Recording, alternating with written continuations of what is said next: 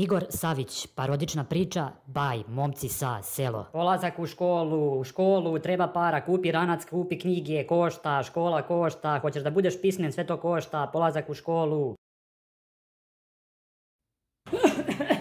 Ajde, Milojice, sine, da klonimo kukuruze. Ne mogu. Ajde, ustaj. Šta si se učvario tu u sobi i smrdiš ceo dan? Vid. Pa što njočiš, bre? Ha?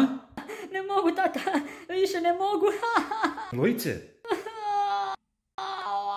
Pa šta je bilo? Nemam knjige. Za 8. razred. Ma jebale te knjige za 8. razred, ti zbog toga njočiš. A kreće škola, tata. Za 2 dana. Pa šta? A lepo ti je tata rekao, sine, napusti školu i rani sa mnom krmačice. Neću da budem svinjar. Hoću da budem pismen. Zapatimo 20 komada, kupimo još jedan prekrupač i samo jarmimo, sine. Ne slušaš ti mene, tata, uopšte. Neću da jarmim i da smrdim sa tobom u oboru. Ujebem ti čačkalicu. Pa njoči onda, sine, boli me batina. Da si pravi roditelj, da sada bi mi kupio knjige i sve što mi treba za školu, za 8. razred. Sučin da kupim, sučin, bre. Za kafanu para imaš, a za moje školovanje nemaš. Sine, dovoljno ti je tih 7 razreda škole. Naučio si da čitaš, da pišeš, šta još više?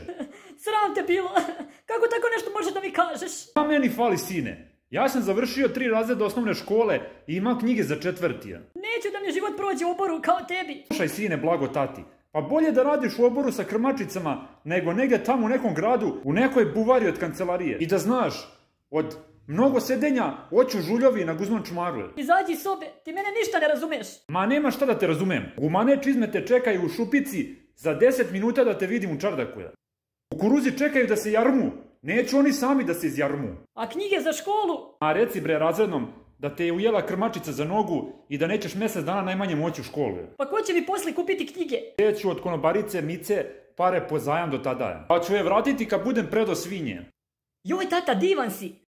Ako želiš da pratiš Instagram profil glavnog i odgovornog urednika Igora Savića, kucaj igor.serbijan i zaprati ga. Jeste, braćo moja, đaci, prvaci, osmaci, devetaci, dvanestacija, šestaci, petacija.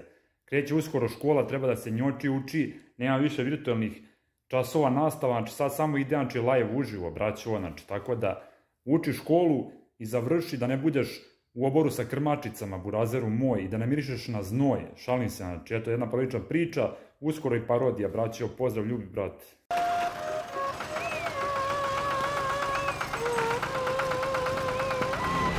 Momci sa selo.